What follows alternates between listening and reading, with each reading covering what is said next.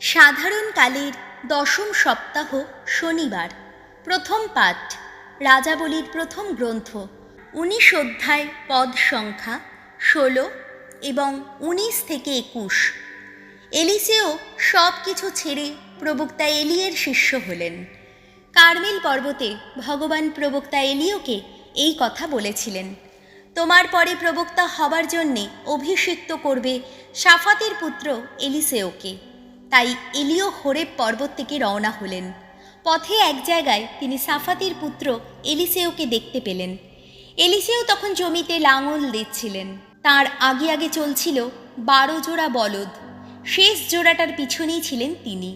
তার পাশ দিয়ে যাবার সময় এলিয় নিজের চাদরটা তার গায়ে ফেলে দিয়ে গেলেন। এলিসেও তখন বলদগুলো সেখানে ফেলে রেখে এলিয়ের কাছে ছুটে গেলেন। তিনি তাকে বললেন, অনুমতি দিন, মা বাবাকে একবার প্রণাম করে আসি, তারপর আপনার সঙ্গে যাব। উত্তরে এলিয় বললেন, বেশ তো, ফিরেই যাও, আমি কি তোমাকে ধরে রেখেছি নাকি? তখন এলিসেও তার কাছ থেকে ফিরে গেলেন। সেই বলদ জোড়াটি সঙ্গে নিয়ে গিয়ে তিনি সে দুটিকে বলি দিলেন। তারপর জোয়াল টোয়াল পুড়িয়ে তিনি সেই আগুনে বলদ দুটির মাংস রেঁধে নিলেন আর তা সকলকেই খেতে দিলেন। এবার তিনি বাড়ি ছেড়ে এলিয়ের সঙ্গ নিলেন, তার সেবা করতে লাগলেন। প্রভুর বাণী। শ্যাম সঙ্গীত ভুয়ো। প্রভু, তুমিই আমার আনন্দ, তুমিই আমার সুখ। নিরাপদে রাখো হে ঈশ্বর, আমি যে নিয়েছি ওগো তোমারই শরণ। ভগবানকে বলেছি আমি, তুমিই আমার প্রভু, তুমিই তো সম্পদ আমার। ওগো ভগবান, তুমিই জীবন পাত্র আমার, রয়েছে তোমারই হাতে। ওগো আমার জীবন, আমার মরণ। ধুয়ো। প্রভু, তুমিই আমার আনন্দ, তুমিই আমার সুখ। ভগবানের বন্দনা করি আমি, আমার মন্ত্রণা দাতা তিনি।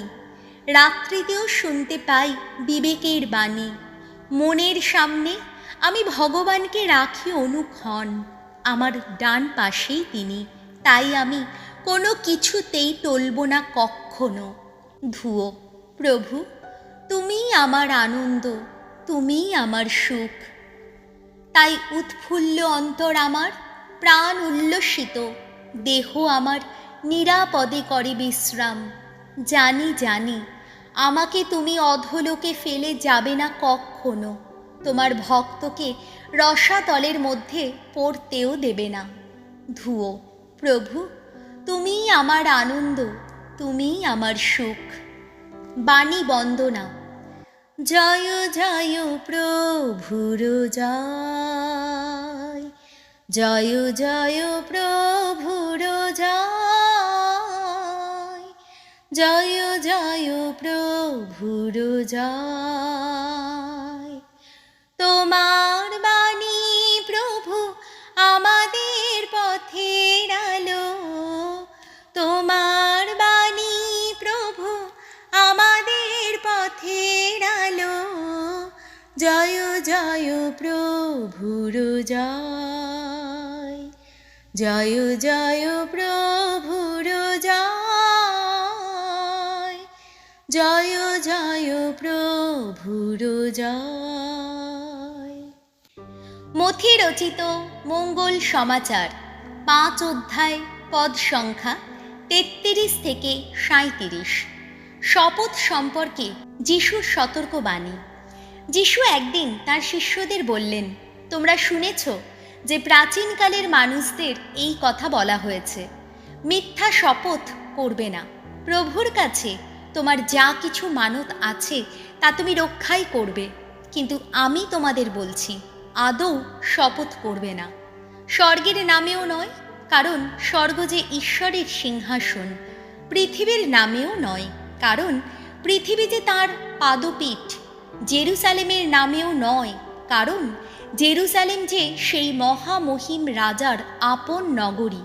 তুমি নিজের মাথার দিব্যি দিয়েও কখনো শপথ করবে না, কারণ মাথার চুলের একগাছিও সাদা বা কালো করার ক্ষমতা তোমার তো নেই।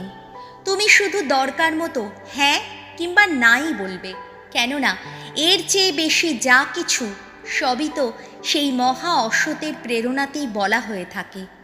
প্রভু যিশুর মঙ্গল সমাচার।